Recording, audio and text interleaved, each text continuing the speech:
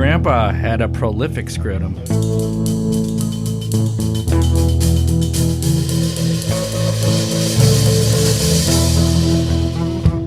Hey there, welcome to Motorcycles and Myths. The home of Grandpa's scrotum. Coming to you. You're coming into your own in this podcast, John. I love it. Take that energy and run with it, son. Coming to you from the Recycle Talk about scrotum, I'm ready to Garage run. here in sunny Santa Cruz, California. Well, you know what? This is, I think, a momentous occasion.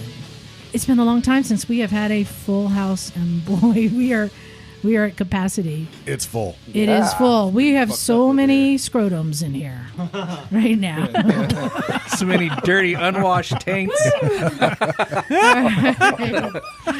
Let's get to it. It's but it feels good. It feels like the old days when we had. Yeah, we're all getting sick as we speak. We've always been sick. Hey everyone, this is Liza. Let's see if I can do this roll call. Let's see. By the door, joining us for the second time. We have poached First him time? from Cleveland Second time? Moto. Yes, this is the second time I've been here. Thank you very much. It's First Matt. time was it's Matt. First time was the Numb Nuts Challenge. Yes, and then you went and narked on us to Cleveland Moto. No. And coming up next, sitting next to me within striking distance, it's Lila. Hey guys, back for more. Yeah, and you've got a story to tell today. I sure do. Yeah, you do. Running the board, even though he wasn't supposed to be here. I'm back, baby, like a butt crack. It's Stumpy John. MotoGP is the greatest thing in the world. You were supposed to be somewhere. You were No supposed to be spoilers. somewhere else, Everyone weren't needs to you? watch I that know. race. I was supposed to be in Jackson, Mississippi, but that didn't happen. Yeah, airlines, yo. Yep. On the classy girl couch, it's Miss Emma. Hello, darlings. I'm simply thrilled to be here. It's a full house tonight. It is. Normally, you see, the classic girl couch, it's spacious. It's spacious, but I'm sharing it with two handsome fellows, and it's not as spacious as it has been in the past. These fellow gentlemen Oh, have but you're feeling classy. Oh yes, no, you both are classing up the joint. Well, let's get to who's next. On the classy girl couch, it's Kat. Hey, everybody, I'm back. Hey. And then, have you been here before? First time here. First time. You have no idea what's going Welcome on. to hell, This is all bitch. kinda It looks like a deer caught in the headlights. yeah, joining us for the first I time. feel like one. It's Patrick. Hey, and Patrick, just so you know, when I do this, squeeze my fingers together, I'm not making fun of your penis size. I'm trying to get closer to the mic. Okay. Or maybe I'm making fun of your penis. You figure it out. It's a little ticklish. And over, let's see, baby in the corner, it's Knock. Hey, what's up, dickheads? He's back. Yeah. Let's see. And then, oh, yeah, looking all handsome over there. It's Douglas. Hi.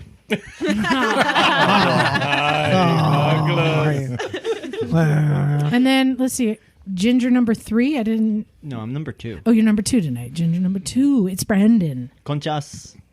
Kiss a ginger, 25 cents only. I left the quarters in my truck. Oh, jeez. Wait, we don't have to pay people for them to kiss us?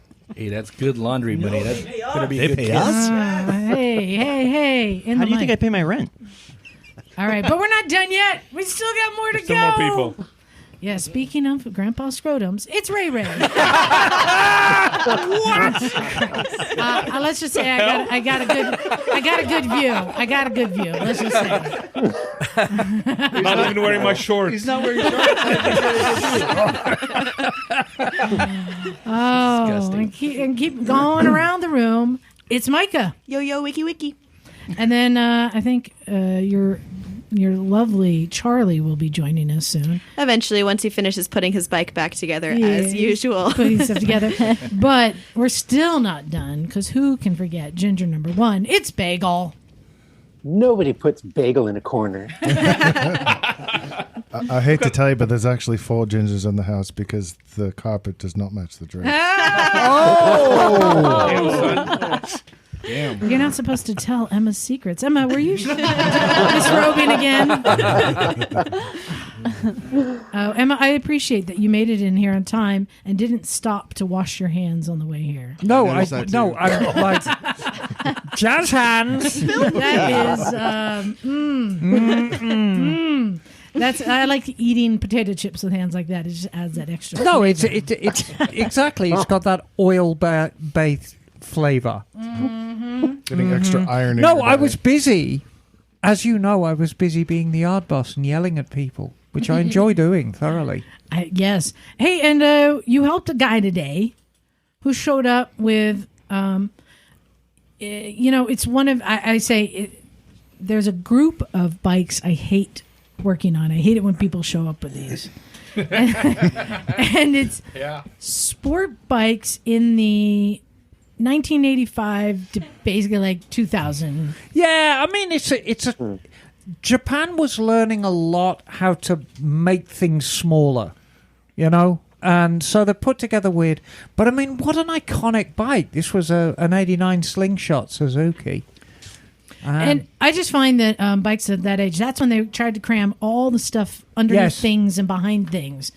And you need you need to disjoint your fingers to reach spark plugs and stuff. Right. And you're getting higher tech, so there's weird relays and sensors and stuff. And they're now of that age, shit's going bad. Well, and this one in particular, just massive corrosion on every single joint. But I mean, the bike had lived in Santa Cruz by the ocean all its life. Oh, dear. Wow. And every joint was just awful. And so Crusty. what I said to him, I said, look, we're going to pick the one component we know is the worst of the lot, which was actually the main starter relay, and we're going to work out from there and work backwards from there. And so that was the grand plan. So that bike he was the original owner of that bike. He was bought the it in original 80-something owner of that bike. He bought it new in 1989. from All American. Wow. Yeah. Wow. Oh, Crazy. God. Yeah, All American on Ocean Street, not Ocean Street, Frontage. 41st Extension. Frontage, yeah. Yeah. But yeah, I guess you helped him. And the one thing I do know when trying to diagnose electrical, because he started saying, well, I was cleaning the bike and I think maybe I got something wet over in here. And I'm like, don't do that. You start from the battery and you start working from there. Never just build on an assumption or start somewhere. And what did you find was... so the problem was it had no power, basically. Right. And, well, it was weird. It had some power. But a couple of the circuits were dead. It had wiring harness work early in its life, which is always a bad sign.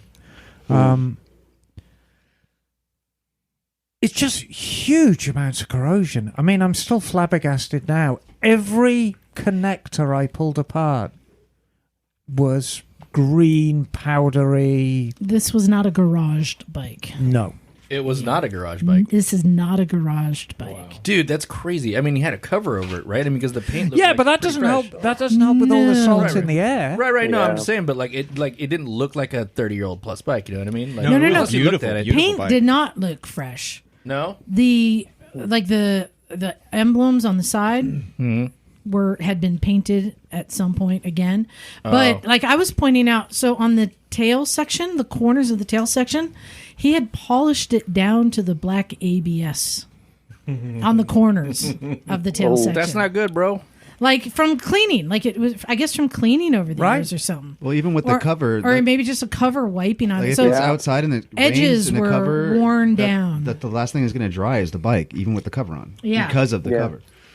yeah, but that's true. But hopefully, I think you get to a bike, and this is why I kind of discourage people from taking those on as projects, because I look at it and say, you're now at the point, strip it down to the frame, go through every single thing, and while you're there, replace all the rubber hoses, and while you're there, you might as well be doing bearings and bushings too. Emma, did you just give him a litany of basically doing a resto mod on that thing, what needs to be done? I saw you handing him a list or something. I know. I just gave him the part number. I said, look, this is the one component we know is bad. But without this component, we can't test any of the other ones. So I said, there's the part number for the one component. Go get it. He found him one. I said, use genuine Suzuki parts. We'll put that on, and then we'll start going through it, kind of line by line. Is it hard to find those genuine parts for bikes that are that old? No. Not Japanese bikes like that. No. No, they're very easy to get parts, and genuine ones too. I would have thought it would be so hard to find old parts like that. No, you know, they're like 30. That bike's 30 years old, so. Yeah, but they produce so many, and the way the Japanese manufacturers thought about how they were going to keep these bikes on the road, they made X number of parts. And of course, you factor in a lot of these bikes got totaled, a lot of these bikes got stolen, a lot of these bikes died before their time, which left a glut of parts. And then what you find now is there's 4 or 5 specialists all over the world who've bought up all the remaining stock. So, you know, for Suzuki spares, you've got Paul Miller out east, you've got CSM and L in Holland, you've got Paget's in England. And, you know, there's these players, these 4 or 5 players who seem to have all the parts. So is this back in the time when like chop shops and stuff like that were around? So like there's lots of parts that are still floating around these days? Oh, yeah. Wow. Oh, yeah. Yeah, I do appreciate when the people bring in the old classics, though. It's great that it's a one owner. I like helping them, but it's like, yeah, just so you know, start taking it apart. You're not going to be able to just pull out a screwdriver and. Well, it's cool seeing like a 30-year-old tech bike, you know, roll up, and then next to like his Fuckhouse Super Duke, you know, it's this crazy looking thing, you know, it's pretty dope. We had some good bikes here today. Yes, we did. Yeah. Our friend Yuri got a new toy. Yes, a bike that I have personally declared, and it's not up for debate, is the best looking ass in motorcycles.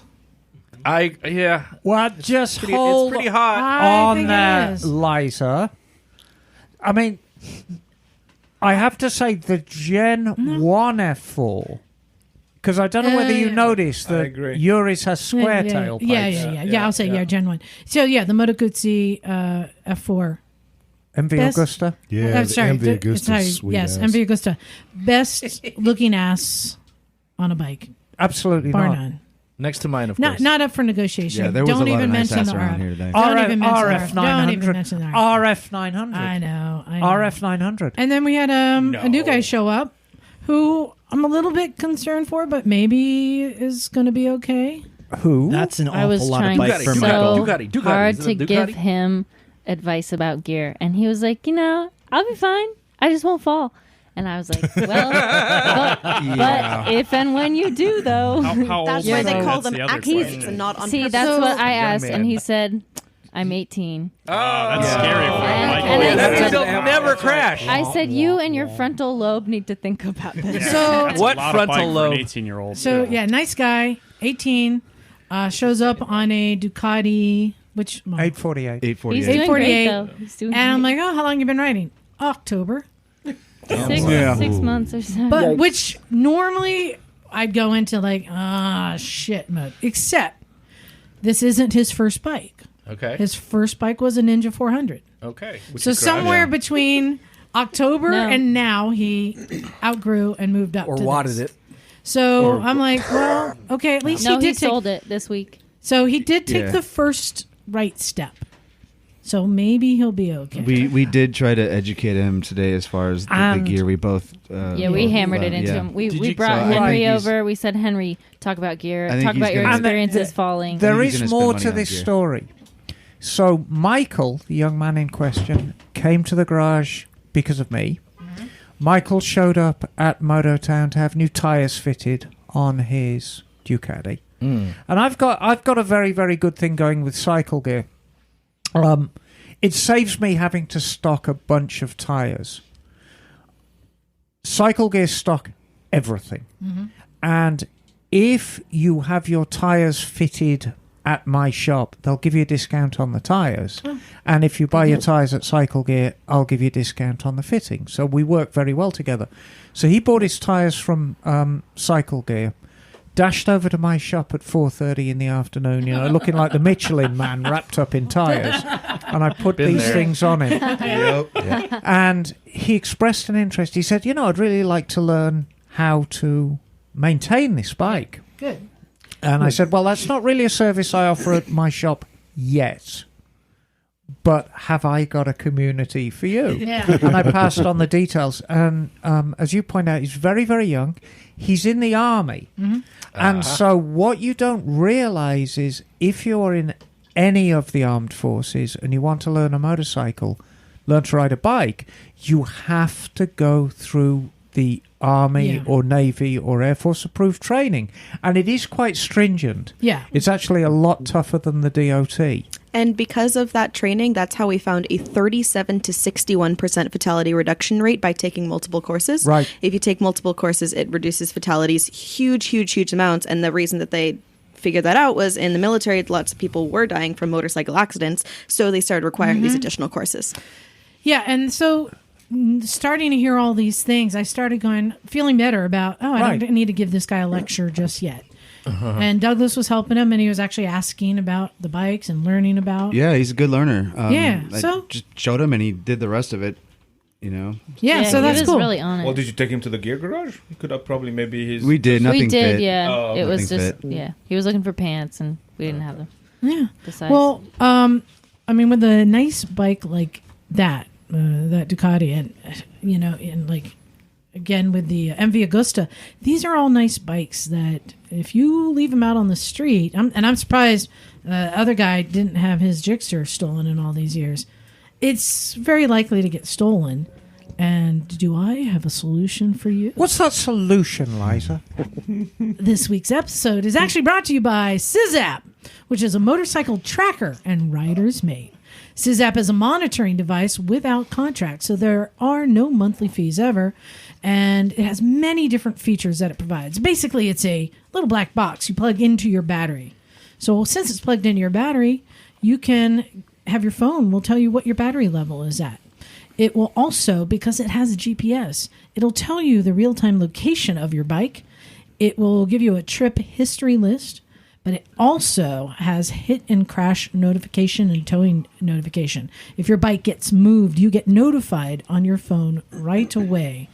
It's a pretty cool thing. Anyone who has to keep a bike out on the street, I highly recommend this in any country, really.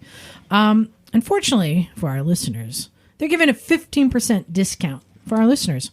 What percent discount? 15. Wow. 15? Good. 15. So here's almost the deal. free. How much is it? They run about $214 US, but no monthly fee. You buy it, it's yours. Car alarm. You go to SysApp.com. That's SIZZAPP.com. And you use the discount code MM15 to get your 15% off discount. It's brilliant, very easy to use, and it only takes 30 seconds to install on your bike. SysApp.com. SysApp? Faux shizza. So that we ain't talking jizza. Oh my goodness. So that SysApp is actually less expensive than like a helmet communicator or something like that with the discount that you guys have got. Well, yeah. I mean, it's a tracking device, so it's not really. Well, it's way more useful than a helmet communicator. I remember it took me like a long time to buy my Cardo Pack Talk, but this is even less expensive. Oh, okay. You're just saying price. Yes, it is less than that. So today's theme is becoming a better rider, right? Oh, I'm out. And I'm a terrible rider. I know. Already, our friend Michael, who came by the shop today, as we learned, he took an extra class, which made me feel better about it. Well, there's someone else in the room who got a lesson yesterday. Was it a willing lesson? Who was that? Lila. Lila. We popped Lila's dirt cherry yesterday. Oh, Lila. It's so bad when you say it like that. that. It's so creepy. It's the You dirty so creepy. cherry. Don't say it Take like it that. back. Dude, I back. want to pop your dirt cherry now. You have already. I'm feeling rough road nauseous. that we've been down on. It was a rough ride, baby. Lila, you went dirt riding. I did. Now, Yes, I you did. don't have a lot of street riding experience yet. No, I wouldn't call it a lot. No, I'm a beginner rider. Beginner rider. Yeah. And so you haven't even... do you have experience on dirt? Like very, very minimal. I've ridden up one dirt road and back down, and then I also rode up with somebody on the back once, and I think that was it. And maybe I rode around on the back of one. But here's something interesting. You said you have experience on horses, and it's very fascinating how that can carry applicable. over Really? to motorcycles. Yeah, y'all would be I get a shocked. lot of students who come in who are like, "Oh yeah, I'm a horseback rider," and that totally transfers over. It sure does. Yeah, especially to dirt after doing both. Yep. So Jim was nice enough to loan you the TTR 125. Yeah, I love that thing. Perfect little bike for you. It's great. And Stumpy John and I all joined. John, you were riding. Riding the XT 225. And I was riding my 690 Enduro, which I love, love, love. And Jim was riding his CRF450. Is it RL? RL. Yeah, RL. I believe so. L's for license. That new bike. Oh, yeah. Both Jim and I, we swap bikes and have a mutual appreciation for each other's bikes now. But, so Lila, started out with a little lesson in the parking lot. Sit this way, put your elbows here, look here, put your foot here, do this, do that. Mm-hmm. You were a little reluctant at first to the training. That was because I really needed to drink water in that moment. But genuinely. And then you needed to put on sun lotion. Yep. And then you were trying to... No, and then I was ready. Yeah. But you wouldn't let me drink water, Liza. Come on. We hadn't started yet. Exactly. And We for me to hadn't- do the whole hadn't helmet left the thing, car I need to yet. drink the water, and then I can put the helmet on, and then I can learn the thing. But what I was seeing in you is there's a lot of people with their first time doing something like this. There's a certain a bit of nervousness, and they don't realize we're not just going to hop on and start hitting the trails. There's a lot of work just sitting on the bike, Yeah. not moving, describing the sitting position and how you're going to do it. So we did that. Before I would we like set to off. tell you, I'm not reluctant to that at all. I really, really want to learn all the things. And you actually absorbed the information given to you well. Thank you. And once I beat it into you a little bit, you're a little stubborn. But once you listen About my bodily needs, thank Once you. you- For Christ's once sake. you listen, you actually absorb instruction well and My apply it God. pretty quickly, which is always a Thank you. treat to see somebody do that. And you skipped on down the road on that quite nicely. So how did it feel at first? How was it different? So it takes a little bit of getting used to, despite the fact that I'm riding on embarrassingly old street tires. It takes a little bit of getting used to the difference in traction and the way, the ground moves under you in a lot more ways. And also it's a much more uneven terrain. So, hey, Charlie, you got the bike back together? It caught on fire, but I mean, besides that, Is that what that alarm That out was there the alarm was. Yeah, exactly. Did you hear the fire trucks? They were the guys from the calendar, so it was pretty exciting.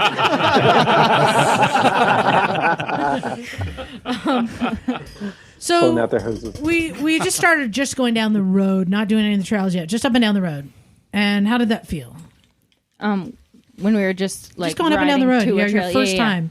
It felt pretty good. Yeah, felt good. Yeah, and then we started hitting some of the easy trails. Yeah, the first easy trail wasn't super easy for me. I'll tell you that much.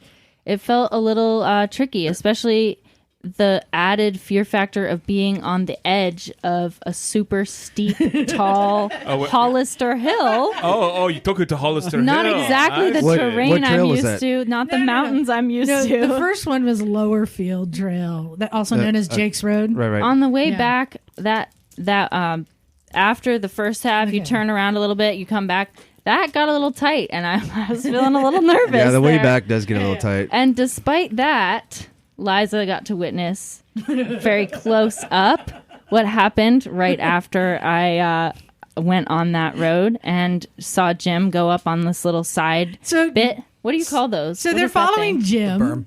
And I'm berm, I'm yeah, following yeah. Lila. And Jim did one of those little volunteer, just little side jaunts Yeah. up the hill. And I go, oh, that looks fun. And followed. Well, that's what I did to Bagel, and I'm still sorry about that. That's exactly what happened. Well, with me nobody and did Charlie this the I was first like, time. no, they're not going to follow me. I'll I just did do this this side to little thing. myself. No, Jim didn't think I would follow him either. However, I'm like, oh, I'm on this little TTR. Bing, bing, bing. I go up there, and there are a lot of whoops. And I'll tell you what, I did not see them. I was not ready for them.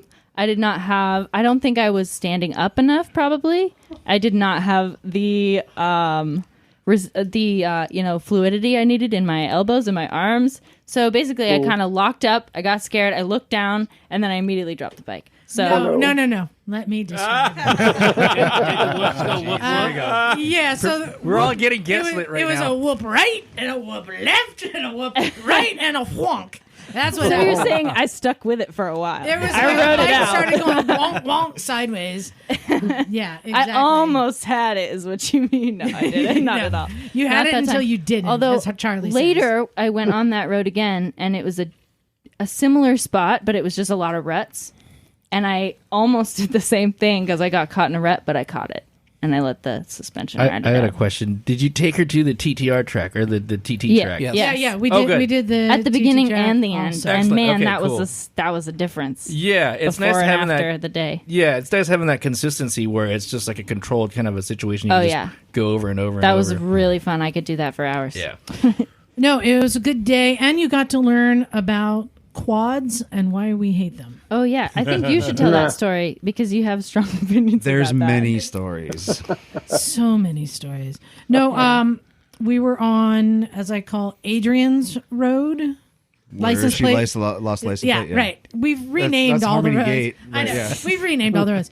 And I was leading the group, and I came up to a quad who was just in the middle of the trail, and I was like, "It's fine." Yeah, that never happened. I know. I got Lila behind me, and this trailhead comes up to a big opening at the top where there's trees and people wait for their group, and then you can turn around and go down another trail. Well, so I'm just slow, going behind them, and right as we're coming to the end of the trail and it opens up, they stopped. Full stop. While still in the trail, right before it opens up to where everyone meets, and stops to look around for their friends. Mm-hmm. And I'm just like, oh my God, like another 10 feet, and you'd be like in the opening where I could pass you. Yeah. And I'm just like, what is wrong with you? Imagine going around that corner is wrong twice with as you? fast Was as that a where you were kid? going. Was it a child? I don't remember. It wasn't. Okay. It wasn't. Mental Even mind. worse. Though Lila was that guy for a minute. I did. I had a learning moment of being in the middle of the trail Lila was a couple getting times. used to the dirt, and every now and then would just kind of slalom, and was completely unaware of the dude who had passed all of us and was trying to pass Oh them. yeah, that guy was. My He was bad. kind of an egghead, and though. starts slaloming. I'm like beeping my horn, like get over. I could not hear shit. She's Couldn't like, hear a they're single like, thing. Haha, beep beep. We're having a good time. Yeah, I'm like, Beep beep. I'm doing great. I'm like, beep, beep, please. Beep beep. Keep going. All right. No, so yeah, definitely learned to just watch out, and even other I like learned that a experienced couple times bikers yesterday. suddenly doing a U-turn in the road, and Jim was Right, like, right. "What?" We all gave the stink eye and shook our heads, like, "What are you doing? What are you doing?" My favorite that I've been using recently is just a thumbs down. It makes me not feel bad. Oh, yeah. That's good. That's a good one. Yeah. I like it. It's like your parents saying I they're give them a passive aggressive thumbs up. That feels even worse. They're like, wait, was that like, wait, Yeah, did buddy. I wait? It confuses them, and then they're like, no, I really fucked up. Well, and Haley taught me one. Nice. Give them the Good job. peace sign twice in the air. Yeah. Yeah, Yeah? The British Oh, peace that's sign or is the that a American British peace thing? sign? yeah. To give them the peace sign. Yeah, twice in the air. Ah, all right. It's like a closed That is finger vulgar. peace sign. Yeah, just like that. Yeah. I don't know. And up and down. Could you do the Italian? I don't know about that one. We got this. So what I'm hearing is you're not taking Lila again on the dirt. No. Actually, Lila did good, and there was a point where I was leading, and I was like, "Dang, I'm not shaking them. They're like behind me." If I'm being honest, I'm like- I could have gone a little faster because I was having because that trail was fun and it wasn't very hard, so you can kind of rip on it. I followed you all And- day, and you were tearing it up. I was. Yeah, you super don't want any of the impressed. smoke, Liza. Well, I didn't know how fast I was going. Honestly, There's no we speedometer. were waiting on Jim and John. That's Yeah, true. you were. I actually was wondering where they went, and I thought that they were doing like leave a little space for some reason. I didn't know what was happening. So, how did you feel about your first riding experience, though? Dirt riding. I felt great about it. Like overall, the sum up was excellent, and you should do it. And I was very Just you? no, yeah, like people. Yes, you should all do it. Called Liza. Why should they do it? It will build your understanding of bikes in general. It will build your skills. Like, overall, it helps. And you are on the what spot. I've been hearing is that it doesn't translate as well to street riding that street riding doesn't translate as to dirt as dirt translates to street. So, Yeah, that's correct. but I'm Right, actually sure. wondering exactly the specifics of that because I don't quite understand. So dirt riding teaches you how to ride in low traction situations. Street riding, you're riding often with a little bit more traction. And so Right, the way right. that you're holding yourself on the motorcycle is going to be different than in a dirt bike situation. Yeah. You're often doing a different ways of holding yourself on the bike, different reactions Totally. to different situations. And Gotcha. so if you're on your street bike and you suddenly lose traction, if you automatically have the muscle memory of, oh, this is what it feels like on my dirt bike, so now I get to do this, Mhm. you're often going to have a better response rather than being on a dirt bike and thinking, oh, now I get to lean like a street motorcycle, you're going to lose traction a lot quicker. Right, gotcha. In fact, in the type of motorcycling that really works with friction, road racing like MotoGP, Kat, what do a lot of the MotoGP riders do to become better track riders? Well, actually, it's I've been right above Rossi's Ranch, and Yes. they do dirt track. Yeah. You know, but not dirt track as we would. It's Rossi's Ranch is this collection of a whole bunch of dirt turns. It looks kind of like an old TT track, Yeah. really, and that's what they use for practice. And a what lot do of they the other they ride their what bikes on these? generally motocross bikes, but also in Yeah. Spain, like how many times has Marc Marquez gotten injured, but he wasn't injured on the track? It was because he was riding his motocross bike. Yeah. I always thought like it's the same system, but like it on the dirt, the extremes of that system is way more extreme. It's something that I encourage everyone because there's a lot of riders who never are interested in going to ride dirt. But I always say, go take a dirt class. It gives you more tools. I mean, Emma, Right. you took that dirt class. Oh, yeah. And you're an experienced rider. Did that give you more confidence Oh and a yeah, better feel? because it all boils down to traction. Yeah. Because as a street rider, and especially if you're a fairly fast street rider, when you lose traction, you're like, oh shit. Yeah. Oh yeah. Because usually it's going to end a certain way. And taking the dirt course, you realize that traction's not always available, and there are tools you have that can control it before you just fill your underpants. I took a dirt class, and the first thing they had us do was like a 40-foot circle that was completely wet and mud, and we just like would race around that as fast as we could go. That sounds like a blast. Oh, it was great. I will say something that helped me, I think, in this experience was that I learned on my 250 with my old hard, like really way too old street tires. I'm not going to tell you how old. And I learned in the fall with wet foliage, leaves, all over the road. So it was wet dirt and leaves, and it was very slippery. And I liked to grab a lot of front brake. So I learned a lot about skidding and, how everything feels under me, how it feels to, fishtail a bike, and what the range of that is. Didn't actually figure out the exact tipping point of the range, which is good for me and my bike. But so I think that may have translated a little bit to, like riding through the mud and slippery conditions specifically. But I did figure out, dust is new for me, like the really sandy stuff. So when we were out in the playground, I figured that out again. I tried to make a turn. I was like, this feels a little tight. I think I got it though. I didn't have it. I dumped it and, just like still had the throttle grabbed, pressed the kill switch and got it back up. Learned also that it doesn't kick very easily if it's in gear. Liza's like, is it in gear? I'm like, yeah, it's in gear. Find neutral. Okay, now it kicks. And so that was also I'm not going to call it the popping of my cherry for kickstarting a bike. It was my first time. Yeah.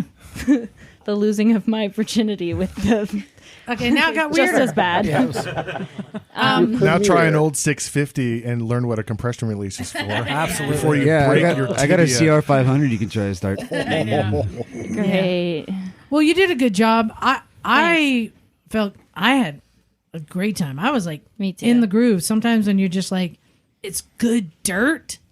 Was it good dirt? It was good dirt. Yeah, it was like perfect. It was just Right on. moist Good enough, dirt. not super dusty. Yeah, it's It, good. had, Not it was all of grippy. it It was was great. dusty. Yeah. Some of it was And dusty. it hasn't been chewed up. Like in the Right. summer, you get a lot of like ruts and whoops. I think they did a lot of work over there too. So I just thought some the of the trails whoops were were like Good the dirt, most which fun gave part. me more confidence, and I was humming along, picking up speed. That 690 is so much fun.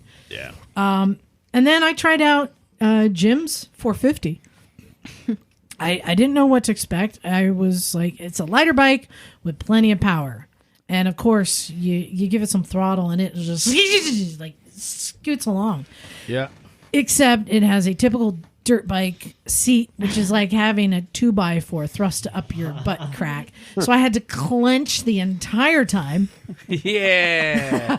I've Clench got it. my candy ass big ass seats on all my bikes, so I can just splay out nice and comfortable. How are your knees after that? Fine. I don't stand Yeah? up that much. Oh, okay. I mean, my 690 it just sucks everything up. And it's funny. Lila and myself spent the evening with Jim at Burlesque last night. What? And it was a great show. However, excellent. the subject of your 690 came up more than once. And basically, Jim was saying how plush it was. Oh, it's a Cadillac of dirt bikes. Oh, yeah. But I rode his, and here's what I found about that bike. Because, I mean, I've not ridden, really like a DRZ 400, but that's not No, that's a not lightweight a bike. dirt And then the bike. CRF450s were a little bit underpowered. So to get a lightweight bike with plenty of power, what I found was it was easy in the turns. Normally, I'm quite conservative in turns on dirt. And I found I just leaned it, and it just cut. It just cut the Well, turn easy. it's got a very steep steering head angle. I mean, it's every inch the race I bike. was able to just carry speed in the On- turns I normally don't. On your 690, and what tires are you No, running? on Jim's 450. Oh, on Jim's 450. Oh, Yeah, okay. that just the difference on that 450. It's a legit nice dirt bike. Yeah. And it felt like it just had a better turn radius, and it was just simple, and I just leaned it and it went, and it didn't slide or feel like. Well, what's your constant though? This is the variable. Your constant on the dirt is. Well, I mean, I've had the 690, I've had the DRZ, I've had the CRF450. They all feel different. Okay. This one. This one gave you the most confidence. Yes, Yeah, okay. it was the easiest. It required the least amount of input to tell it what to do. And Yeah. it just did it easily. Is it Probably taller? probably Is it the taller steering than the damper that 690, you or- put it on. Yeah, maybe.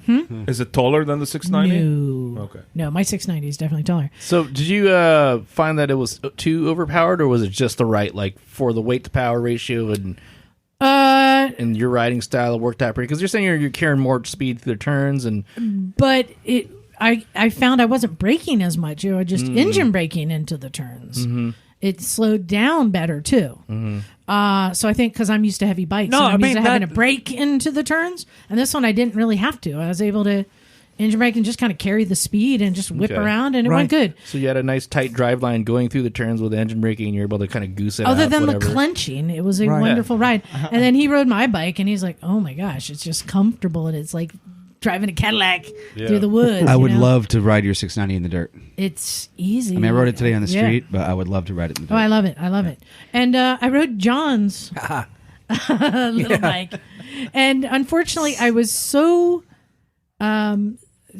folded up on it. Crunched. I couldn't reach any of the controls on my feet. Oh, no. Because my knees were so tight. So I had to kind of lift my feet up in the air to hit the brake. Balls kept getting in the way. That fits me great. It fits me perfect. Yo, but it was fun. Yo. Mikey 3 times. Mikey 3 times. Now the podcast can start. Holy, who is this fucking guy? Yeah, I You know, can sit on my man. lap. Brand new, man. Mike, if you want to get a chair, come sit next to Matt. with the family. I just want to say Oh. hi to everybody. Well, say hi to everyone. Hi, bye. Oh! Hey, Rockstar. It's Little Miss Poopy Pants. All right, I've interrupted plenty. It's award-winning Freya. Hey, Freya! Until 8. 8? Yeah. All right, maybe I'll swing over. All right. Good seeing you. Later, man. I'll be seeing you in a month or so. Yeah. Check out Bruno. All right. Bye, guys. All right. Bye. See you guys. Bye-bye. So yeah, it was Well, I rode Jim's great day. You bike, rode too. Jim's bike, and You can't put the kickstand up. Oh my God, it's a typical thing. I just I thought there was a tiptoed it. rule about that. I don't know. So Jim had to come and put the kickstand up for me, and after I got moving, but I will say that's the biggest dirt bike I've ever ridden. The KLR, but that's not really a dirt bike. I like it when they cut the stakes up for me so I can shoot. That's my favorite. I'm a big boy now. I like can eat my steak. I like it when Knock lets me feed him. Yeah, it's on, baby. Is that when he wears the gold thong and reclines on the chaise and you feed him grapes? Grapes, Yes. Who says I'm wearing anything? Job of the Hut.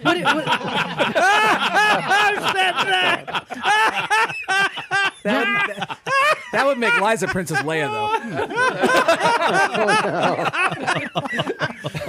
though. John, what did you think of the 450?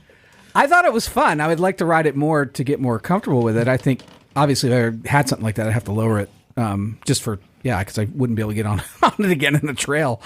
But it was, I haven't ever ridden a fuel-injected dirt bike. Yeah. So the throttle was super snappy. Right. And that's actually a classic argument with fuel-injected dirt bikes, because, they hook up very, very It's either nothing quickly. or bam. Right. You know? And there are methods you can use. You can do these progressive throttle ramps that really take that snap out of it. Do y'all motherfuckers ride two strokes?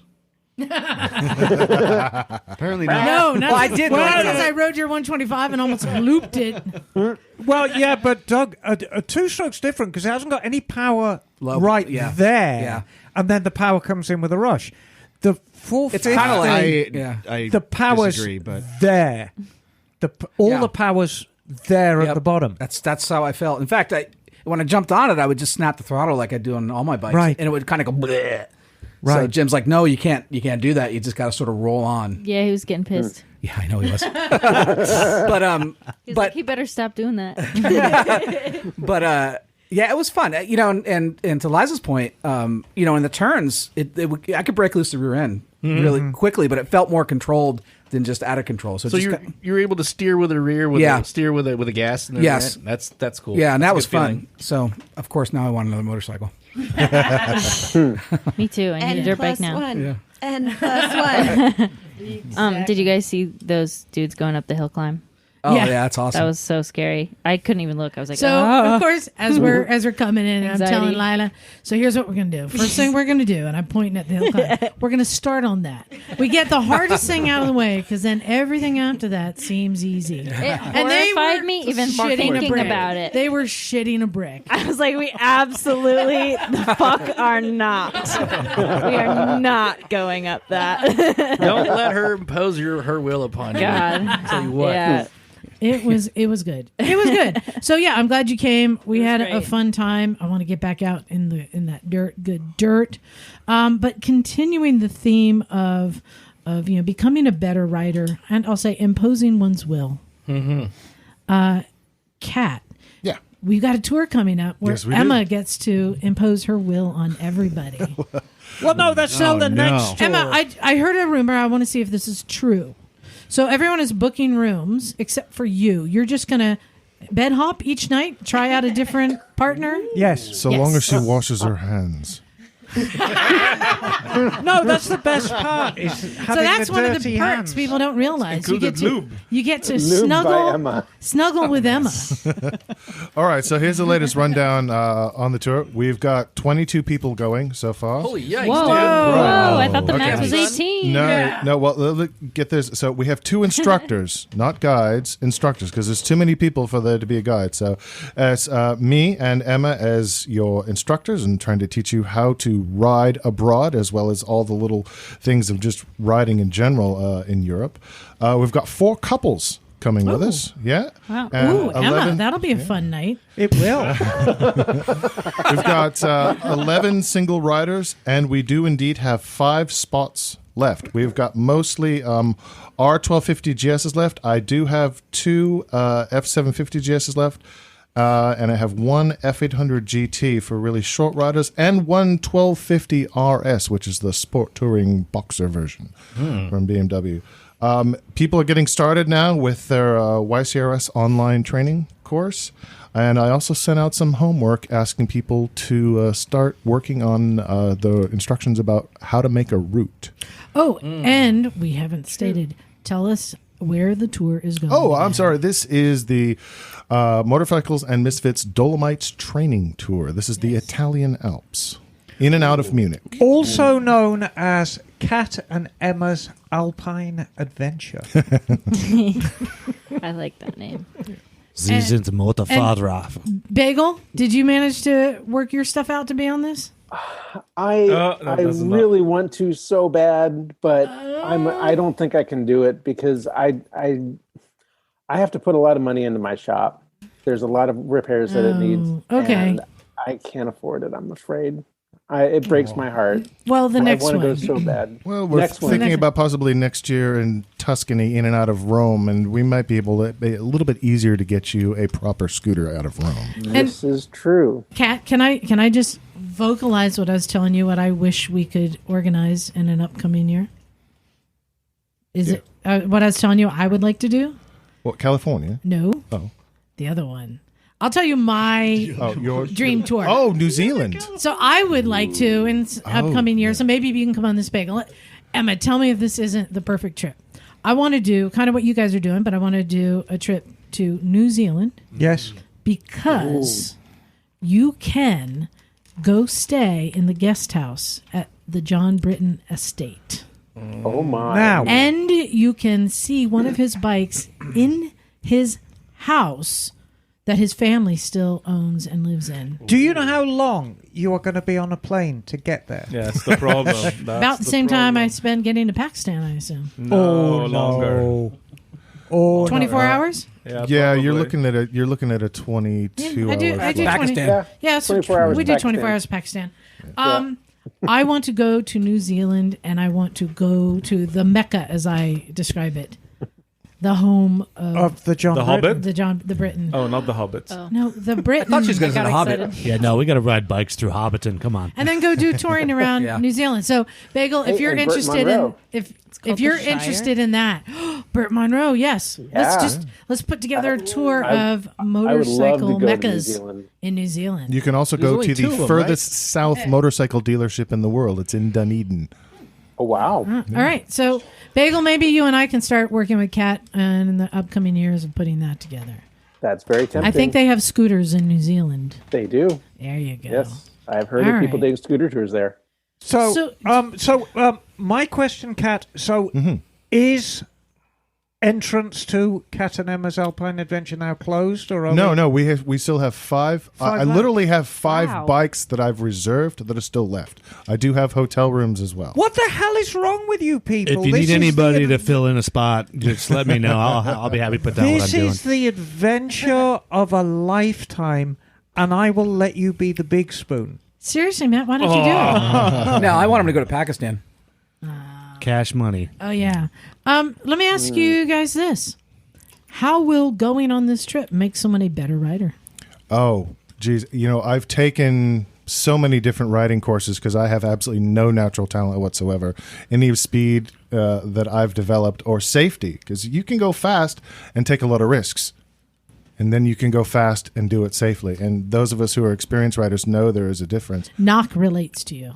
Yeah. I've seen it all, baby. Absolutely no talent whatsoever. Henry does too. But there is such a thing as focused practice. Obviously, I encourage everyone to take advantage of the training programs that are out there. Happy to talk about all the different training programs that I've done.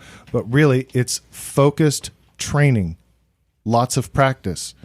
You keep doing it day after day after day in a nice destination with some great roads, and you will come home a better rider. Absolutely. There's no way around it. You have to come home a better rider. Any biker out there, no matter how long you've been riding, can benefit from professional training. And plus, on top of that, this whole trip is pitched to people who may have never left their home country before. It's that trip. I mean, if you live in America and you have never ventured outside America, this is the trip for you. Who else in this room is going on the trip? Nobody. Wow, that's Oh, sad. That's wow. very Wow. sad. It's me again. Yeah. Where you going? Yeah, I was Rad. like, I can't afford that. And then I said, well, I'm gonna. Wow. YOLO. We'll have an opportunity to ride some very challenging roads that you don't normally see here in the United States at all. And I've ridden all over the U.S. There's some really Lovely. crazy stuff. Was awesome. But you're going to be doing particularly the really tight switchbacks, tight steep switchbacks. There's some special strategies for those that I'm going to teach folks about how not to fall in the middle of the turn. Love it. Yeah, there's throughout the Alps, if you look down in the middle of the turn at the tight point of the apex, don't be surprised if you see broken front brake levers. It's I'm pretty hoping not common. to be looking down too much. Well, Yeah. we're going to teach you how to get around. Teach you how to get around that by teaching you how to do a serious steep hairpin properly. Excellent. There's areas of Yeah. Hollister that it's known for having Yeah. levers. I saw 'cause some bits and everybody pieces wrecks, on the yeah. trail. Oh, yeah. And John, you still have some spots open on your trip. I do. I would love to have some more people come with us. So, yeah. So if you're interested, please let me know. I know, and I don't want people to get nervous. We're in contact with Moyne about some of the political stuff that's going on in Pakistan. And what he's telling us right now is it's not going to be a major issue. So let's, so I know I know some people get nervous with that kind of stuff.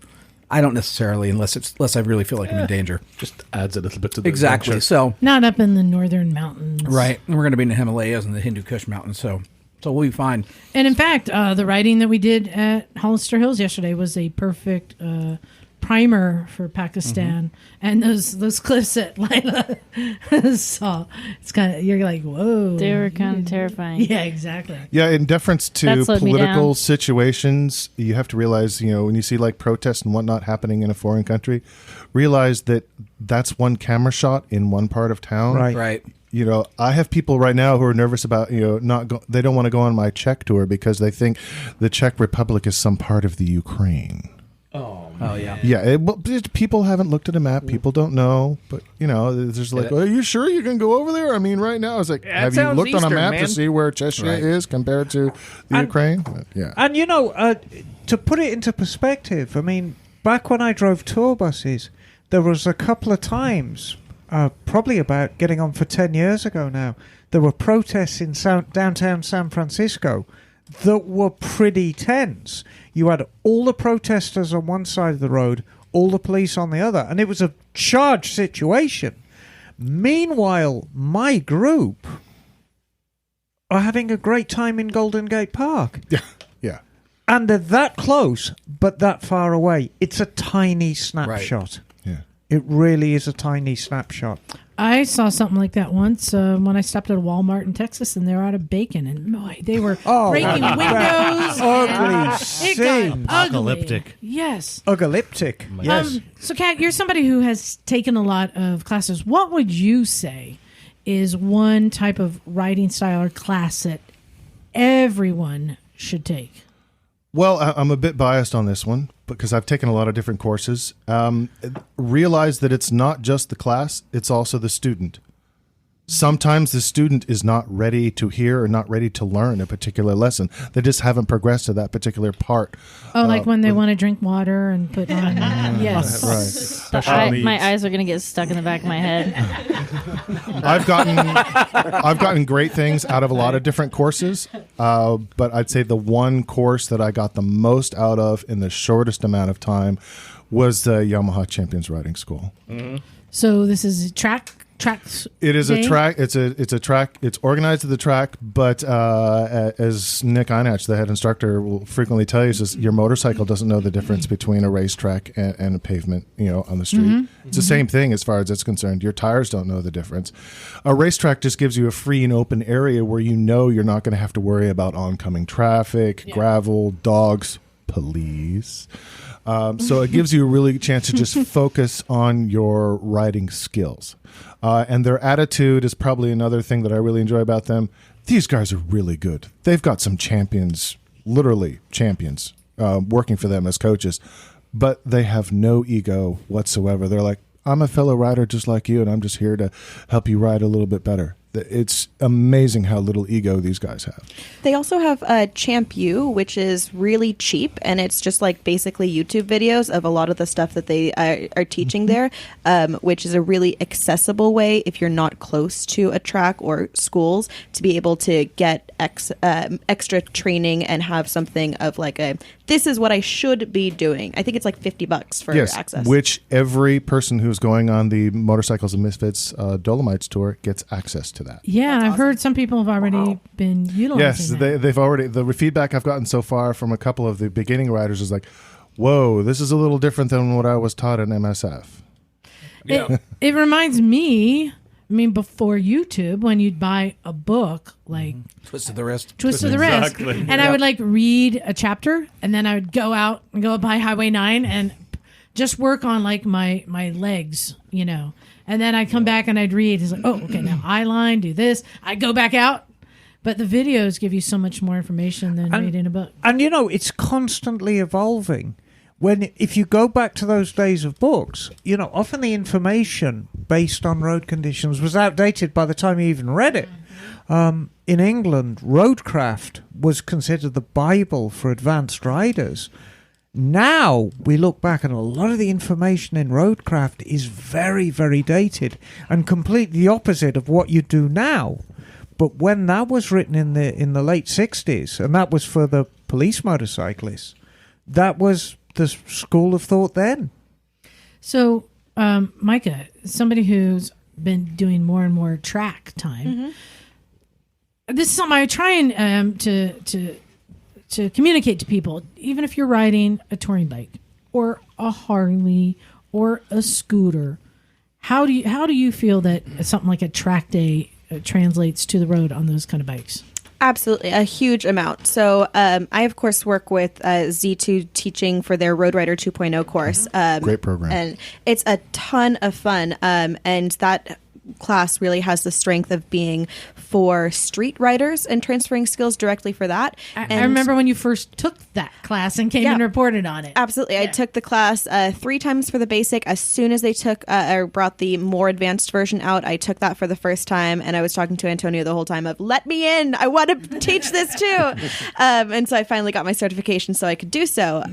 And learning from that class and teaching that class has taught me so much about riding on track and on the street. And then doing track days has taught me a lot about the limits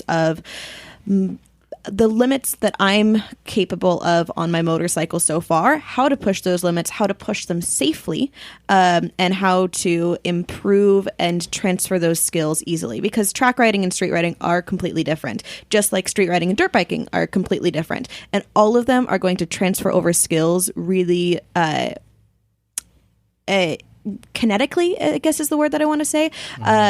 All of them are going to transfer over skills to each other. Having an environment where you don't have to worry about there's something happening in that corner that I don't know about, because we know, hey, there's someone in the corner with a flag telling you there's something in the track, so maybe take this turn a little bit slower, is a really fantastic environment to push, like, to see what you are able to do so far and what you need to work on to be a better, safer rider. Charlie likes to say, should we let Charlie say it? You want to say it? What?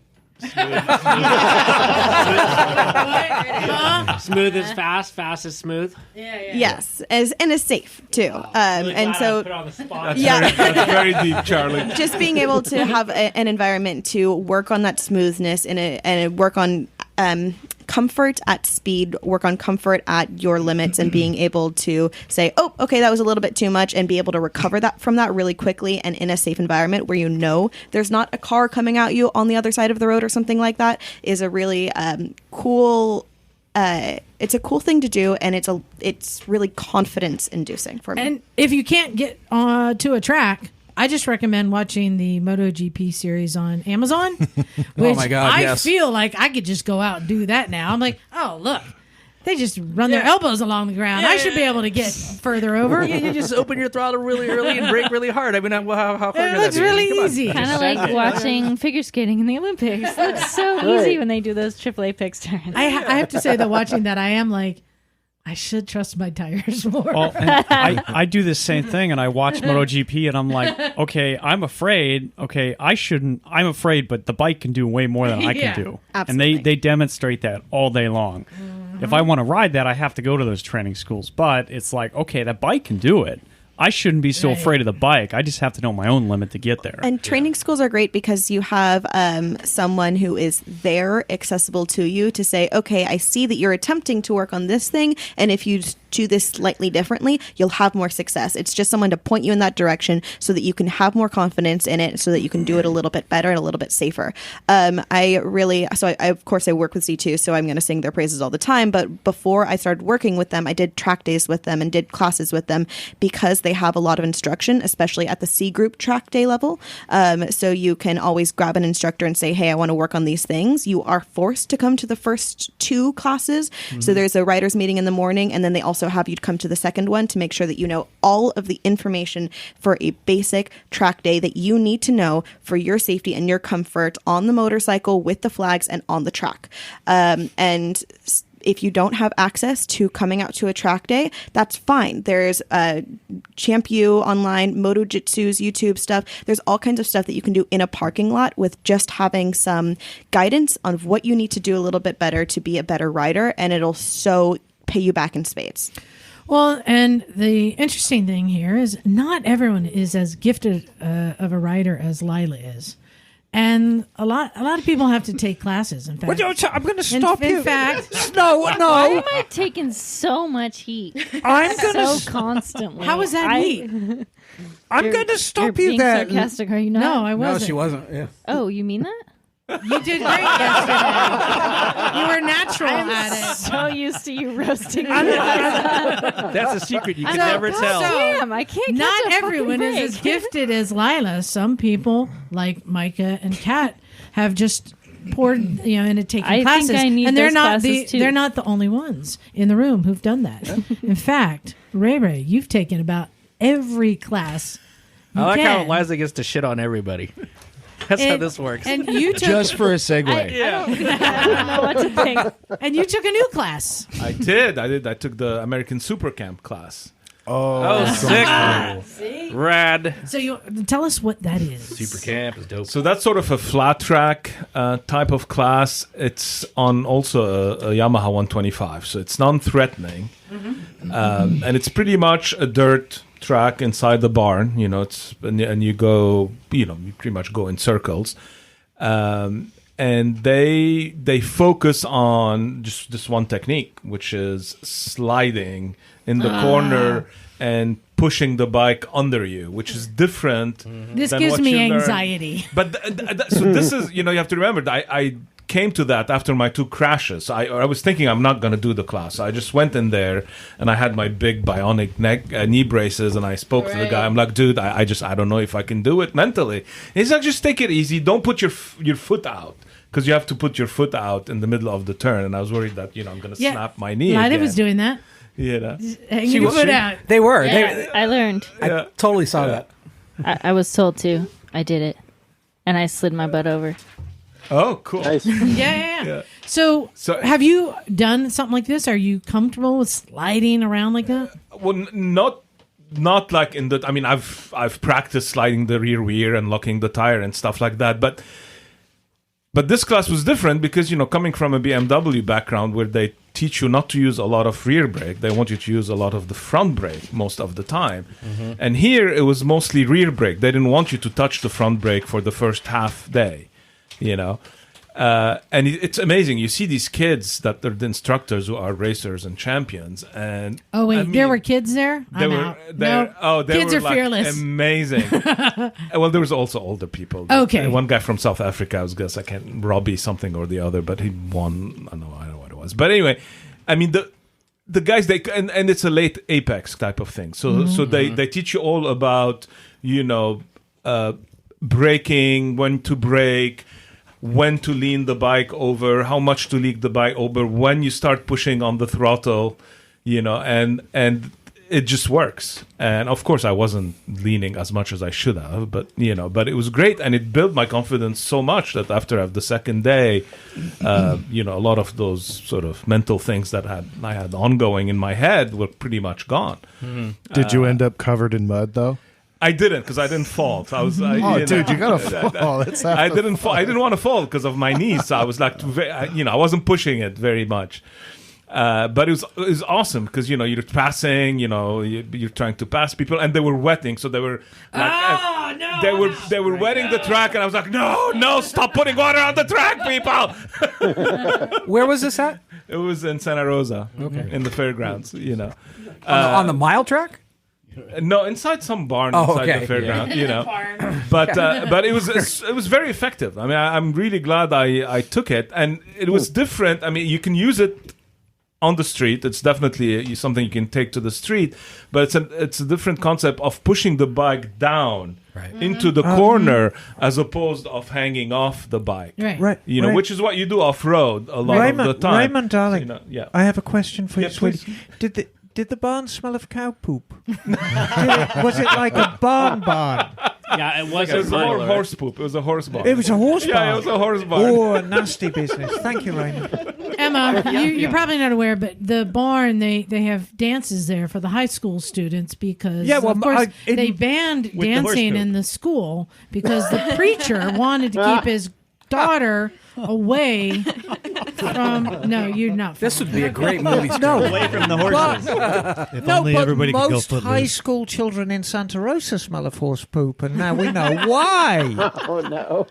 So I'm curious. Yes, darling. As somebody who's had limited dirt riding training, yes, but lots of street riding, yes, would you ever take a class like this? And does it give you the pucker when you hear them like wetting it down and go in circles? No, of course I'd have a go at. I will have a go at anything. It's basically like Speedway, right? Yeah, it's Speedway. Yeah, it's Speedway. Would you try Speedway? Raymond, do you know what that is? No, what is it? That's no brakes, right? No brakes, no gears. Huge front tire. Huge front tire. Well, I would try it, but I'm not going to go very fast. The real one. It's only like an eighth of a mile too. It's like the real one, of course, is Ice Speedway. Oh God! Oh, that's where I'm out. Yeah. I'm out. But no, I think I would have a go. I'd probably make a complete horse's ass of it. But I think I'd have a go. I mean, any time that you were on the edge of a station and then you push it beyond that and the bike is actually sliding, it's a very high pucker factor. Oh yeah.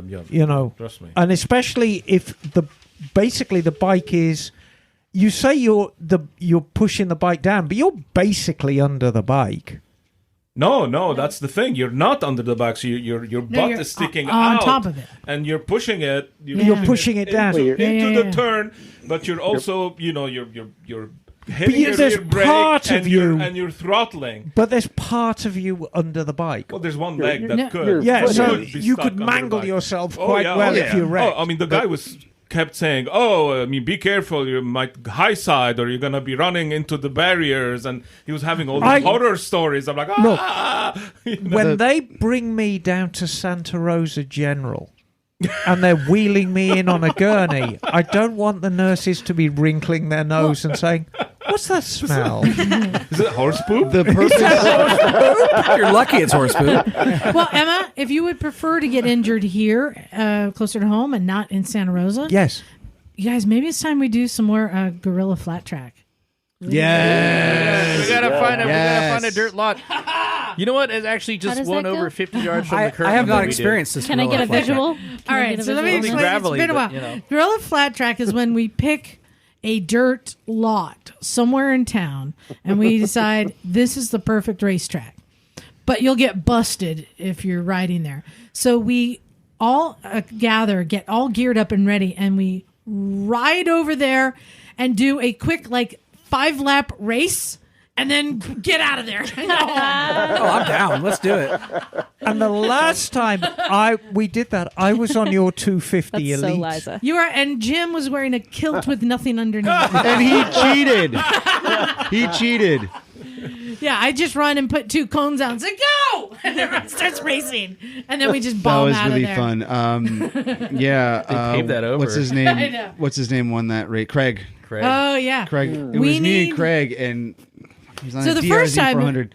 we were successful and got out of there. The second time, We took too long. security guard But it was- came and threatened to call the cops. It was really wet and like deep grass and Yeah. loose Oh, so soil, fun. so it was like. We need to find a new lot, and maybe that will be the place. I have another one. Yeah, I you have one? Oh, It's kind of like less than 50 meters away from the current existing one, but it's kind of gravelly. Did you say meters? wow. Sorry, freedom units. 75 I'm down. feet away. Where's this guy from? Yards. Ray, are you in now that you have your? Yeah. All right. Ah, there we go. So what, next Sunday? Charlie, On a GS? That could be No, I'll interesting. use the 6.9. Charlie, would you Yeah, do? I'll, if I find Yeah. Cat, you want a piece of that? Yeah, I just need a bike to do it on. It's not I quite have a bike. I multi-strada. saw it. Oh, okay. I'd have to put some different No, tires. You on can it. borrow Why? my Elite Yeah, 250. no, you run what you All brung. You run what you brung. That's, Then I'm that's the putting name of the different game. tires on it. You think supermotos run knobbies? They have a dirt section. Yes, I know. I've run supermoto. Maybe we should start doing more gorilla Oh, yeah. racing. Yeah. Where can we do a gorilla track day? It seems a hell of a lot safer than some of your trail Gorilla rides. track day. Highway 9. Oh, Costco parking lot. Yeah, it was Yes. closed on Easter. Hey, Costco parking lot. I mean, Costco is track day. not. I don't work there. But Costco is closed on Easter. Well, then. I've got cones. Well, there's a few. I'm just Isn't saying. there a local junior college that has a big parking lot that we could use? Cabrillo College. I go there all the Didn't time. want to say that. Well, I go all the Closed time, and on I go play in the holidays, parking too. lot. Yeah, actually, we've been a couple times where we'll be like, there'll be a cop sitting and watching us for quite a while, and as long as you're not doing anything, they actually want to come and say, "Hey, nice job on working on your riding skills. Just don't ride across the rocks like I someone don't know might what have you're been talking doing." about. I was having a great time. I was practicing my enduro skills. well, and you know what? You know what He makes didn't like that. you know what makes a great gorilla motocross track is a construction site. Oh, yeah. Yeah, Nails. they have all sorts Yeah, of stuff. I'm Yeah, not nails. Yeah, Yeah. there's a That's all lot I'm of nails and thinking about. screws. Rebar. As someone who Yeah. works Yeah. on construction sites, I don't give a shit if I drop screws. Yeah. Hey, you're keeping It me in gets old business, buddy. picking them up. Well, there's an empty lot outside of the Wrigley building. Well, if you worked at Costco, you'd That's be where we in business. were. Well, there's definitely now I that mean, like that's where they were. Yeah. tell you what. Oh, you guys. Now that we got like all the people back in the room, we're feeling like back in the old days, right? Chariot racing. Yes. Yes, I read your mind. I'm thinking Chariot it's racing. time for chariot boy. racing. So chariot racing is where we get 2 milk crates, and they're What? Hear me out. So Oh, wait, no, there's- these are Hold on. highly customized. Yes, milk these crates. are very custom. So we get 2 milk crates, and we put Harley personal conveyance Davidson vehicle. brake rotors on the bottom, so they slide. Pictures of. No, they're sitting outside. outside. We're behind where you And guys then sit. we- I've seen a picture of you in one of these. Yes. So they've So- got skids on them. Yeah, so you can put your the feet brake down on the rotors. skid. Oh God. You sit on the milk crate. Well, that's feet old. on- That's new school. Old school is yeah, use your own. yeah, fucking and feet. then it's got the rotor on the bottom, so it slides. Do they and it's- spark too when they do it? Sometimes. yeah. So you get a toe strap, and there's about 8 to 10 feet of, and then you get 2 equally, Scooters, dirt bikes, or mini they all bikes or work. something, and you do loops in a parking lot. Oh, let's do it. Really safe. Yeah. Well, What, Kat- what can go wrong? I still have a video of last time we did that when Liza just tipped over very gently. Oh yes. Oh no! there's. you mean On when the I ended up scooter? in the What? ditch? Yes. Yeah. that wasn't. There have been yeah. injuries before. Oh, serious yeah. injuries, Cat though. broke a leg. I Yeah, she think. broke a leg. Yeah. But there are videos of this on And, YouTube at Eason got- motorcyclesandmisfits.com. Just search Eason chariot got racing. Eason got slid under a truck. Yeah. Ow. Moti got Oh. dumped off the back. There's. And we did clothesline a child when we did it in front of an We audience also took out a bike at at the dirtbag challenge. Took out a Harley. Yeah. That was Oh, the no. same day. There are Oh, casualties to this wow. game, but it's risk Yeah. versus reward, and it's the reward is very. When I was a mere listener, I used to hear these stories. Too. And I thought it was great. And then I've been around here for like almost 2 years, and nothing of this has happened. So Yeah, let's make it happen. We got to get It's back all to our lies. roots, man. That seems like a vampire thing. Yeah. Well, we've done it at events, but Yeah, I think so. I think we can, and I think we got people like Lila who's game to do anything, right? Brap. There you go. Good answer. Well, Why not? Since Fuck we're, it. since we're talking about becoming better riders and there's more people in the room, I'm going to start looking at people. Yes, I'm looking at you, Matt. So, Matt, have you taken any classes or further instruction? The only classes I've ever taken was the initial MSF course that I took like 20-some years ago when I was a youngin'. So I've been looking at classes. I need classes because my riding skills have definitely plateaued. And I'm like, I've been riding for over 20 years, but I don't feel like I'm any better than I was like a year after I started. So anything, like, I've been looking in my area. There's like the Harley Davidson dealerships have classes that you can take, and I'm like, nah, not really interested in that. Or I can go like all the way to Livermore Well, from hold the on. Bay Area. Hold on, because that's a whole nother thing that Phil from Cleveland Moto has talked about. Taking the big Harleys and doing the Gymkhana? No, what is it? What's it called? The cones. Gymkhana. Yeah. It is Gymkhana, yeah? Gymkhana, yeah.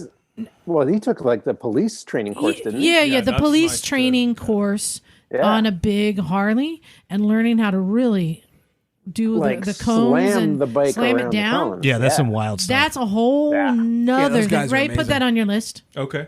Yeah. So I just want to say we do in our Road Rider 2.0 Advanced Street Challenge Level 2, we have a whole Gymkhana section. So Nice. that's been a fun addition for that course. It's a ton of fun for that one. Yeah, I've moved from a cruiser bike. Now I'm on a sportier bike, so I would like to be able to take advantage of like the greater lean angles and the higher performance. I mean, I can putt around all day on that thing on the highways, but I'd like to like enjoy the twisties, things like that. All right, well, let's go to the next. Well, you do have numb nuts, so that should help. They're very numb. Patrick, have you taken any classes? I haven't, no. Oh. So it's, MSF like 13 years ago. So what kind of thing interests you? You've been hearing a lot of different Well, things. the yeah? American Super Camp, I was actually scheduled to go to that in 2020 in Texas, and obviously that didn't happen for, pandemic reasons. I haven't gotten to rescheduling that, but that's definitely on the books. As someone who rides like the dual sports, and I already kind of play with that riding style with like lean on the outside of the bike and then push the bike down into the turn. And it actually is sped me up significantly. So like there's not formal training that I've taken yet. I want to take it more. I want to get to the track bike because I have another bike that's obviously well suited for that purpose too. That Super Duke. It's like that I want to get out. No, you got to say it right. Emma, tell him how to say it right. It's a Super Duke. Super Duke. Wow. Duke. Yeah, so there's training classes. I just haven't gotten around to doing it. There's a lot of interest out there. It's just a matter of time and money putting it together. The one thing that has helped me though is in all the time I've been riding, I've ridden with people who are way more experienced than me, and listening to everything they tell me. I've had guys who like they'll ride behind me and they'll critique some of the stuff I do, not with the intent of like, dude, you're fucking up, but like, hey, here's some pointers and it'll help you out better. And this is something that I have a neighbor who's just starting out riding, and the best piece of advice that ever was given was unlock your elbows. Oh, yeah. And because I was riding with my arms locked, and it's like I couldn't steer, and it's like, what is happening? And he's just like, just unlock your elbows and just loosen up on the bike, and it changed the way I rode forever. Nice. Lila, was there any good nuggets of advice you got yesterday that made a difference? Look and grip. Oh yeah, like where to look, how to keep my arms loose, honestly where to sit, how to tip the bike in like to the turn so it gets more traction, like being told why something does what it does, why this is necessary, always helps me connect the dots, makes it make sense. It was so much good advice yesterday. So I'm losing track. There's a lot more that I can't think of right now. How many of you familiar with Harry Wong, Doc Wong? Yeah. So I started with him when he started back in the early 90s, and that helped me out a lot. And it's free, and he focuses on one. I don't know if he's still doing it. Yeah, he's still doing it. He started it back up. So yeah, you go in, you have a lecture where he focuses on one technique, and you go out and you ride the rest of the day doing that technique. And that helped me a lot. And going back to what you were, Patrick, saying, he caught that elbow about 25 years ago. He was riding behind me, and he's like, yeah, your elbows are locked. And I still remember that to that day, and it made a big difference. It really requires a whole shift in attitude that every time you get on your bike, you ask yourself, okay, what am I working on today? Yeah. and you will slowly get better if you just have a focused desire to get. And that type of rider is a different type of rider who's always looking for a way to improve their riding, and they're much easier to have on tour, by the way. Mike, come Good, on, good man. to know. And we got someone else. Got me on now. my knees over here. Award-winning Mike. Yo. Mike, you've been doing more and more track days. How has that been for you? What have you been learning? Don't ride your sport bike on the street. No, that is true. A lot of people get slower on the street once they ride on the track. Oh, Yeah. absolutely. Yeah. Whenever I Because- get my Can I- go fast, I go to the track. Can I just say hello? And I just because I know this is like an audio experience for people. Yeah. But nobody's really getting to experience this room the way that I just did. Yeah. And it's like going into like a fucking sauna that smells like fucking mouth sex. And you're on your gas. I came for the bikes. I stayed for the mouth. You don't know what that is. See, Look it up. it's not just me. It's super it's hot rough in here. And these people are putting in the hours right now. You know what I'm saying? Yeah, To we've been out in the deliver hot sun information. all freaking day, and we're sweating in here. It's freaking hot. It's rough, but these Um, people are working. And you know what I Lila's mean? thirsty. Hey man, I ran out of water. I'm always thirsty. And they got me on my apparently. knees. They Here, got me in Mike. here on my Just knees, let me you know do what I mean? that before I put my helmet on. So wait, what was your question? So I have a different question. We're moving on to a new one now. Mm-hmm. We're going somewhere later this month. Yes, we are.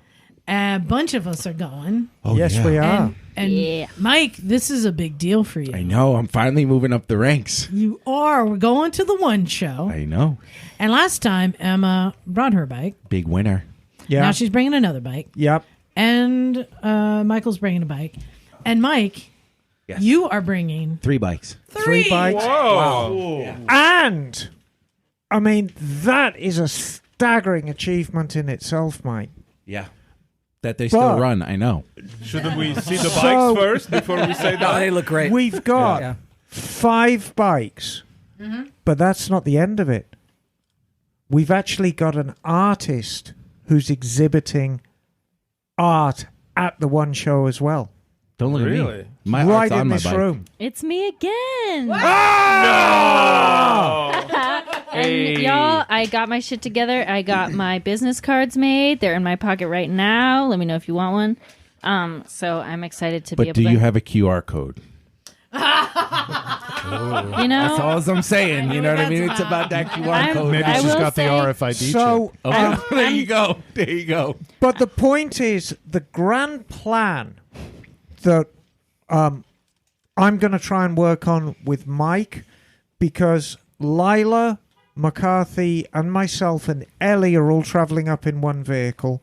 You're coming up on your own method. Dude, I've got a Sweaty fucking. hot I get like vehicle. I get like a limousine. I could take anybody. who wants to However, come. the point is, Mike. But I snore, so don't Yeah, really I want to know. sleep with me. Well, I've shared a bed with you. I Mike. know. You were I the know. big We spoon. were nuts to butts. You know what I mean? Yeah. I know you're real good. Yeah, I know. Just told me I had to go to a doctor. I went to the doctor. I swear to Yeah, God. exactly. But if we actually show up at the one show together and actually enter together, that basically means we can get A all Misfits 5 corner. Misfits corner, all 5 bikes together, Lila's art in the same spot. That would be rad. I get 12 by 6 12 by 6. So we just can for my photos. exactly. So we can actually take over a little corner, maybe put a few chairs out. It's going to be great. Yeah. So, and Mike's bringing the family. Yeah. And Stumpy John. Yeah, Miss Stumpy's coming. Miss Stumpy's coming. And you are Liza, check it out. I made plaques for each of the bikes. Oh, look at that. So, Lucky Charms, Captain and it's Crunch. got all the stats on them with the QR And the codes. QR code. Yeah. And they're like metallic and they pop. So I'm gonna put them right next to them. Is and this then, like where Californians go to another state and just fuck up the real estate values? Yes. Just go to all the motorcycle shows and just wrecking their program a little bit? I'm very excited to see the reactions. You know. It's a cool event, but for anyone coming, and we've already had some listeners say, like, hey, can I come hang out with you? Yeah. Yeah, there's plenty of us to go around. Listen, I just want an award. I wasn't really invited. just want to win something. You need to, yeah. Mikey, you'd be Mikey Yeah, 4 times. better than third Tired of place. being a fucking Maybe loser. Mikey You know what I 7 mean? times. I know. No, all of Mike's bikes are wonderful. Each of those bikes deserves an award by itself. You're going home with something. I think the Yeah. plaques will deserve an award. Yeah. So you're bringing Captain Crunch, of course. Yeah. You're bringing Lucky Charms. And the First burglar, the shovel head. I came up with a name. It's the burglar. The burglar. Not the There's no bagler? cereal that's black and white. I couldn't. You know what I mean? I've been thinking about it for a while, and I'm like, that'd be kind of fucking weird. You know what I mean? There's like a black and white cereal. I was thinking like Cocoa Puffs, but I was like, nah. Cookie Then I got to Crisp. put brown shit on it. You know what I mean? I don't really want to do that. Yeah, the burglar. Could be Burglar. Cinnamon Toast Crunch. Still not it's black. true. Anyway. It is Didn't they make an sparkled. Oreo cereal or something like that? Mike, one? Oreo or something? Mike McCarthy did this maybe. awesome Sportster build that's kind of half Sportster, half sport bike. And then I, of course, am bringing up the Purple Trident. And then Lila's doing just this superb photography exhibit. And I have something. Yeah, what are you doing? I got new stickers made. I'll be bringing stickers to give out. Lila will be doing an interpretive dance on Saturday night. I've seen that before. Mike, can I suggest will. Shoot. Count Chocula? Oh, I was thinking tip about me it, but in it's my just a titties. black and white Just bike. call it the Count. But listen to The me. Let me Count. ask you a question, because you almost put me in fucking traction last time we were there. Are you doing the same shit? You remember I was like off of my feet for 2 days. I did get a massage. I get a chiropractor. The whole fucking thing. Are we doing the same shit? And she told Walking me I around was and talking dying to in my people? sleep. Yes. No, but you were like fucking. No, hardcore. so this one I But told you you. got bad knees. How the fuck did you do it? So what we do is we bring a whole bunch of camping chairs. So if you are going to be attending the one show, look for I'll take a wheelchair. look for a And you can push me around. look for a I'll circle push you, Mike. of chairs. And I ordered a banner to go there. Okay. We're not officially at the one show. Oh, yes, we are. But there will be a Misfits corner, and I did order a banner for it. And anyone is welcome to come over to the Misfits corner, hang out, take a seat, and I will, as tradition, be bringing night bananas to share. Oh, awesome. Well, as long as there's a hot tub at your place. I mean, if you fuck my back up again. Yeah. Well, I just rode you like a pony. Oh, my God. Between you and Emma. Way west. You know what, Mike? I apologize. I knew the spurs were a little went too far. So It was the gimp mask that really got me. You're like pulling back and shit. I pulled wasn't too prepared hard. for I it. pulled too You know? hard. That's why I keep my head shaved nowadays. You know what I mean? You pull too hard. But I'm really looking forward to it, and for all of us being there. Oh, I got 2 words to say about just 2. Yeah, Portland. I consent. Okay. You remember? You know, if you were there, you know what I'm talking about. Is Bagel coming? Bagel is He coming. consented like a motherfucker. He's I right remember behind that. you. He's right behind you. Yeah, Bagel? And Yep, I'll be Bagel's there. coming, and Bagel knows where to get all the good steaks. Oh. Oh, I know. Yeah, okay, there you go. I see what you did there. Steaks and legs. tits. Steaks and tits. Steak, yes. steak and legs. Steak and legs. Exactly. Yo, my knees are killing me. I'm going to sit down. Yeah, you can sit. I just wanted to make sure that we Do you want my chair? gave you some time. You sure? I wanted to get to some emails. We got so many people in there. I don't want to go long on this one.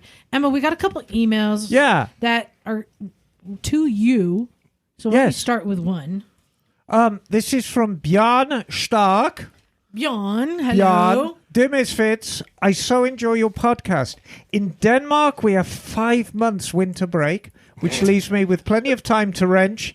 And you wonderful Misfits are my favorite company in the shed. Oh, that Very kind of nice. sticking back to the shed. Yes. Fred, where's here that for it. shed? Anyway, I need advice. I have been riding Japanese as my daily bikes for years. Honda, Suzuki's and Yamaha. But 3 years ago, I felt like it was time to enter into the field of European exotica. Everyone goes through that phase. Do you ever see me as European exotica, Kat? No, you're just pure Emma, darling. Yes. I'm an unruly Brit. So, where were we? I figured a 2009 Aprilia Shiver would be a good starting point. I tell you what, that is a very good bike. Yeah. And when it comes to riding pleasure, it has fully lived up to the expectations, as it should. It's a bit rough and quirky, but it's eye-pleasing, got great torque and character. But, and the but is written in capitals, it has had 3... Well, he calls them engine failures. That doesn't mean the engines have exploded. It's had 3 failures. The first, a sensor issue. The first time, the second time, it was a broken hose to the air sensor, and that will kill that bike dead. There's like a little 1/8 inch hose that is molded.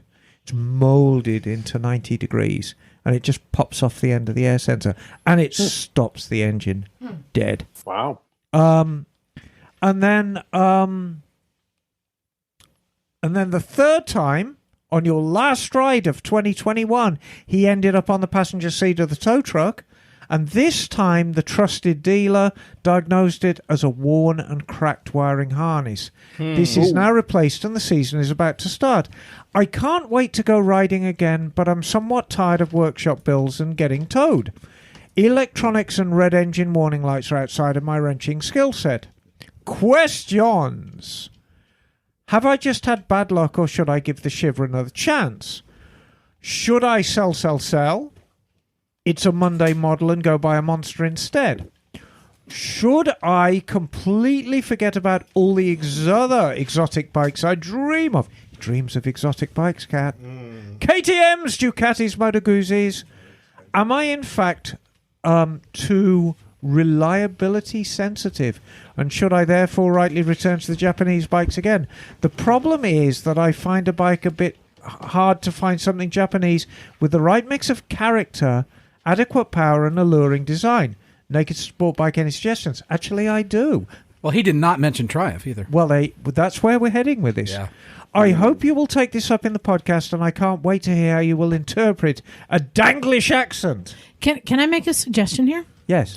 I think that Mike is actually the best one to answer this question too. because having like an exotic bike or an European bike like that, it's just like marrying the pretty girl. Yep. And when you marry the pretty girl, Problems all the time, every day. from Like fucking Mike morning did. till Mike, the sun goes down. Mike, I'm going to stop you there That before was you your first get mistake. in Should any. have went American. You are going to be in so much trouble when you get home. Murray, don't listen to this. I can say whatever the fuck I want. Murray, you're horrible. Emma's gonna be on the phone in a minute. There's a couple of things. So, my dear friend Mike McCarthy actually has a Dosaduro, and what people don't realise is the Dosaduro and the Shiver are basically the same bike. The Dosaduro's just got longer suspension. It's basically a slightly more off-road version than the Shiver. He bought it new. He's done a ton of miles on it. It has failed once because of that funky hose issue, but it's been a completely reliable bike. So maybe the Shiver... Sounds like Murray. Yeah, maybe the Shiver is a one-off. The trouble is with European bikes is they are so crushingly handsome and they ride so well. You kind of forgive them a lot. Say it, Mike. That's a softball right in your direction, buddy. I've already went too far. Come on, you're already in the doghouse. You might as well just take yourself a little deeper. But let's talk about sport bikes. Let's talk about English bikes because they kind of bridge a gap. But I feel like you're missing an important point, though. It is where he lives, right? And like getting bikes, like I was gonna. The only reason I'm sitting up here is because last summer when I was there, I saw a ton of bikes. But anytime I see a motorcycle, I'm always thinking to myself, like, "Oh, that guy must have money," because I mean, like that's definitely like a toy. There, yeah, but right? if he can afford a Shiver, he can afford a Triumph, right? Like people are riding around everywhere. Yes, and it's like a part of their lifestyle. But in Denmark, like owning a motorcycle, especially like an imported one, right, is like. But he's already fucking owning expensive. a Shiver. Yeah. So I've got to. But he's talking about buying a new one, and I'm saying like that's going to be super fucking. No, expensive. he didn't say new. He said new to him. Okay. So I've got a suggestion for you, Bjorn. If you like that's kind of like Marie. Yeah, mused. Oh my God! Oh no! You guys are all terrible. If you like naked sport bikes, you'll love Murray. Yes. my God. Listening. This is just. Oh my God! Keep digging, Mike. Keep digging. Sending. I hope the couch is open tonight. So you invited me back. That's all I'm saying. You said come back. I got a spare bed, Mikey. I got you. Guys. Come for the motorcycle, stay for the casual sexism. I got a deck on my property. Wow. I could sleep there. You know what I mean? Not cool. If we could navigate back to motorbikes, try a street triple or a speed triple. Oh, it's the ugliest bike I've ever seen in my life. No. Don't listen. Stop it. The triple, it looks unfinished. Listen, this is my get outta fucking here, thing man. all the time. I love me some bikes. And the bike, the one that Charlie had with the full fairing, beautiful. When I see a sport bike, I think exotic. I think Ferrari. I think Lamborghini, like the 80s poster. Like, that's a sport bike. Right. Sporty. But then you see this Triumph Triple, it's like, where's the rest of it? Yeah, but that's It's got this fucked up That's the whole eyeball idea, and though. the small one here. But and he like wants BMW a did it good. naked. He But wants a that's what naked bike. you think. That's just your opinion, That's the man. truth. Yeah. Motherfucker, I'm telling you, that's the truth. That thing is hurting for a finish.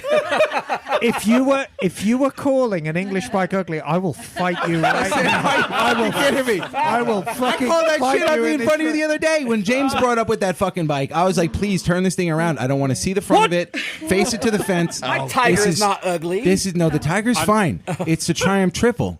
With the funky The bug big eyes. eye, I The bug cannot. eyes. It's like, where's the rest of it? I just get a saying naked bike, The but parking lot's going to be really interesting in about 20 minutes.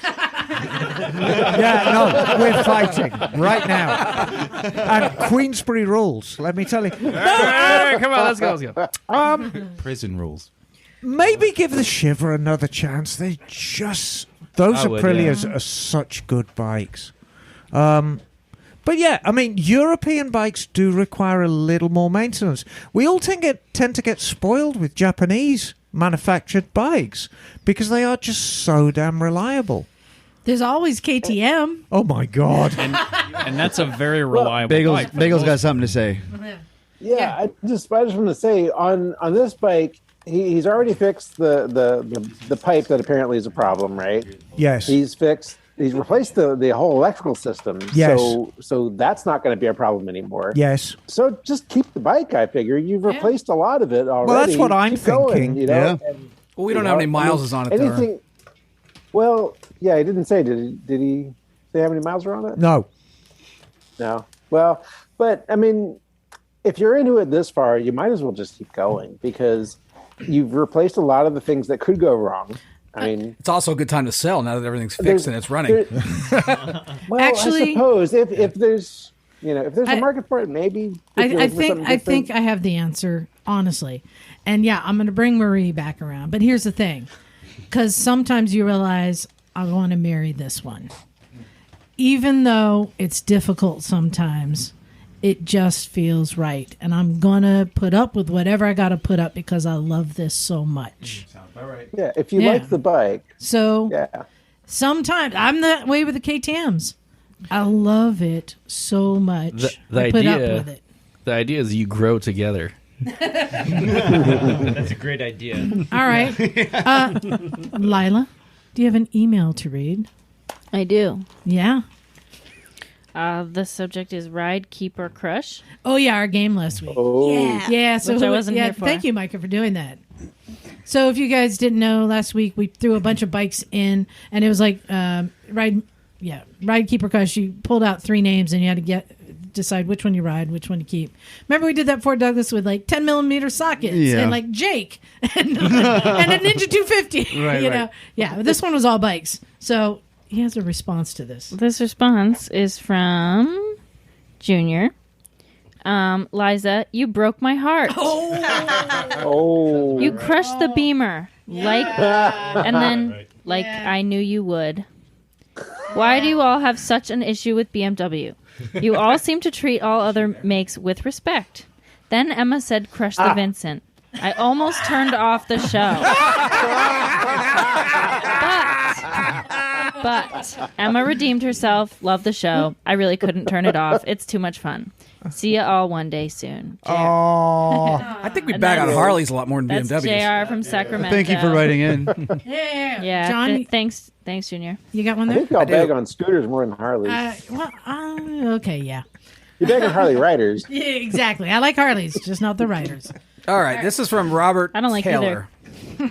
right. Hey there, Misfits. Robert from Florida here. Hey, Robert. I was enjoying last week's show and you guys' chat about how the Royal Enfield has been killing it in the last few years. To the point, late last year I sold my FC07 and bought my first brand new bike, an Interceptor 650. Ooh, pretty nice. bike. I got the break-in service done without any issue, and I've clocked 1,000 miles on the odometer, and I still love the thing. Great. I just wanted to say I'm doing my part to keep the industry afloat. Ride safe. And it's a lovely picture of him looking very motosexually at his motorcycle. Oh, can I say that? Yeah, I want to see it.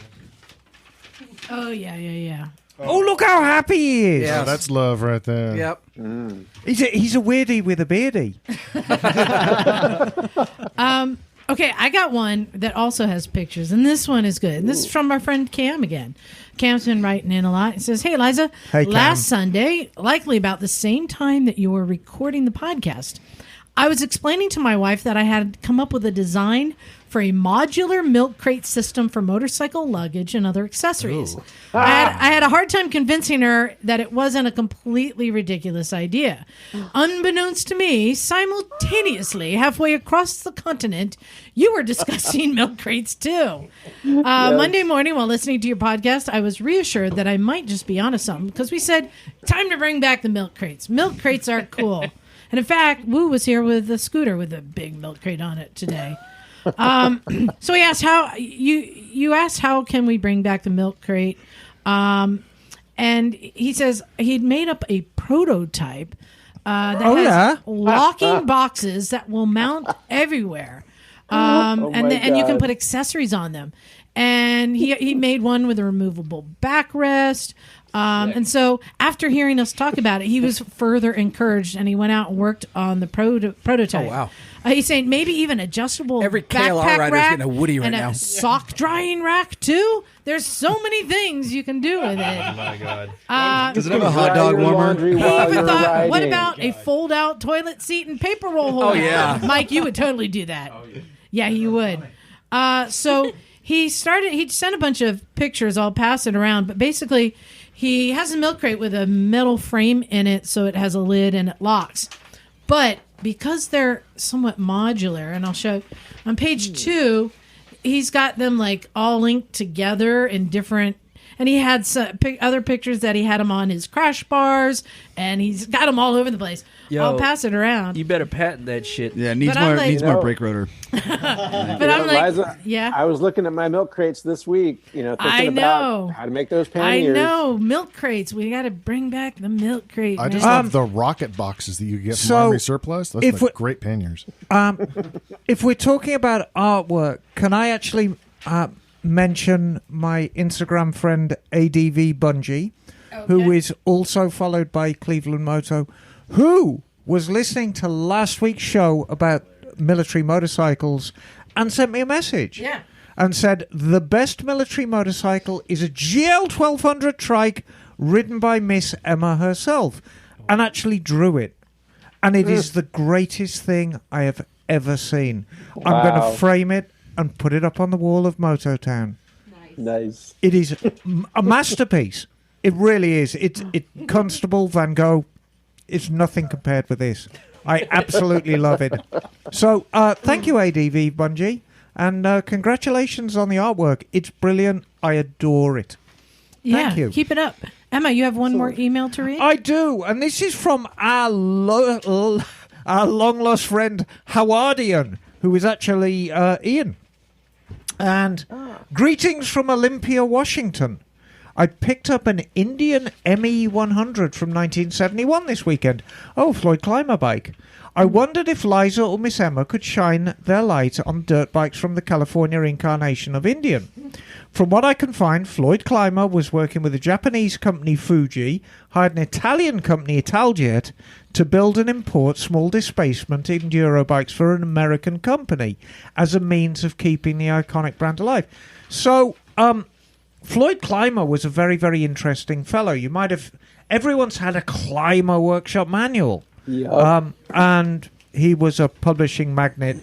And he wanted to keep the Indian brand alive. And his idea... He tried a lot of things. He tried larger bikes. And he did... the Indian Velocette comes to mind, which was an Italian bike with an English engine in it. But the most successful ones were the little Indian trail bikes, and they came in lots of flavors. They came in a tiny, tiny little child's bike, then 100cc, 125cc, 175cc, and built along very much the lines of contemporary Hodakas. Yes, and this Bagel. was in the 70s? No, yeah, in the early 70s. Actually, okay. Gorgeous little bikes. They had the most adorable paint jobs on them. I mean, lovely little bikes, but it wasn't enough to keep the brand alive. However, they were assembled in Italy by a company called Italjet, who made little bikes. Cool scooters, too. Oh, absolutely. Yes. And it gave Italjet sufficient money, this partnership, to build this thing called the Italjet Griffon, which you haven't seen one is the most amazing incarnation of a Triumph Bonneville engine ever. Wow. I would kill for a Griffon. So, yeah, it's kind of one of those amalgamations. The Indian name was kicked around a lot after the company went bankrupt in 55. It was 4 or 5. It was right around the time that Vincent went down the toilet. And it kind of was resurrected a few times since then. I might do I was about to say. History hole on Indian after Westinghouse, who were the last owners back in the 50s. Because it is quite interesting. The oven people? Westinghouse owned it? I didn't know that. Wow. Yeah. Okay. The electrical people, right? Wow. Yeah. Oh, that could be a whole nother thing. Yeah, let's do that.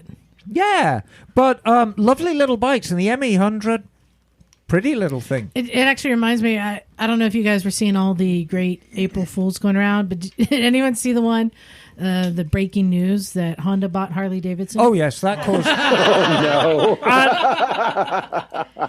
You could totally do it if you wanted to. So I should add, on the end of this email from Ian, there is an adorable contemporary picture of a gentleman in a yellow shirt talking to a tiny child on an Indian, and I think the original ad was meant to show him giving the child sage advice. It does look quite threatening.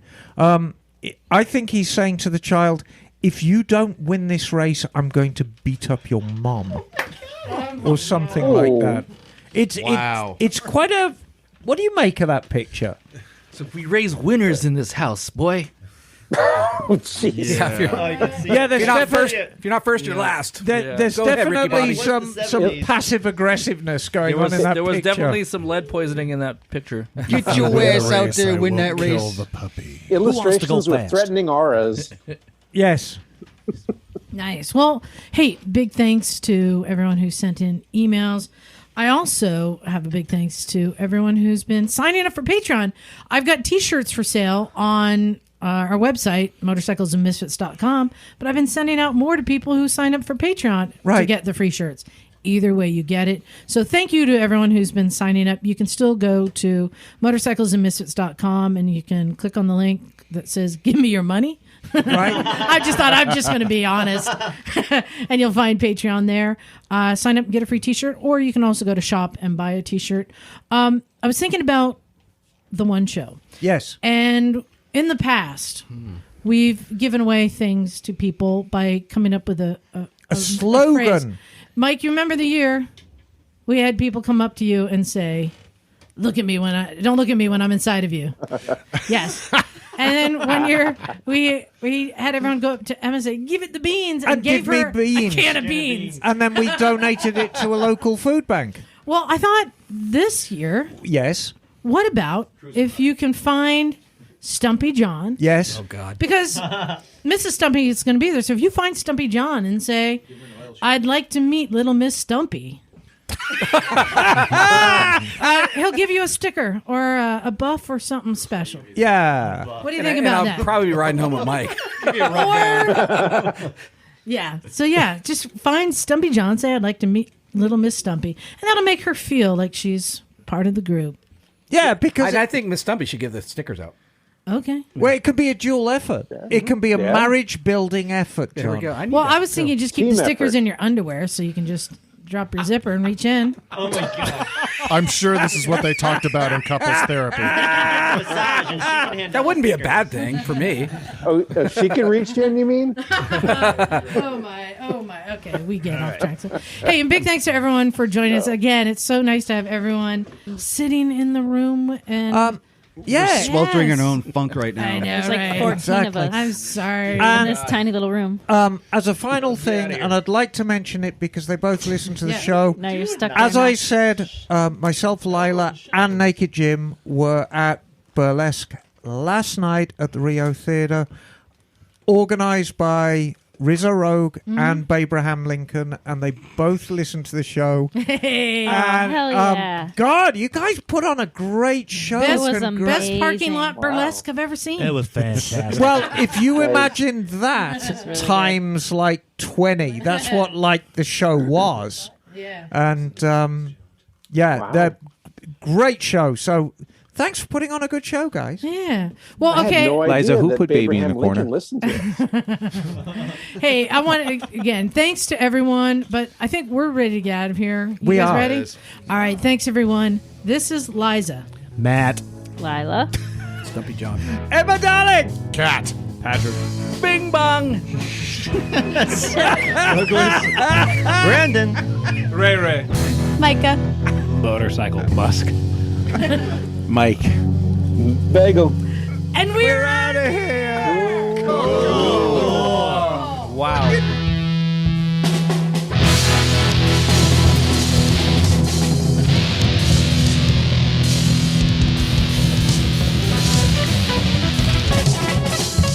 God, it stinks in here. Now let's just stay in here for another hour and we close the window. Smells like Thank you, cheek Bagel. moving ass. Marinate in there.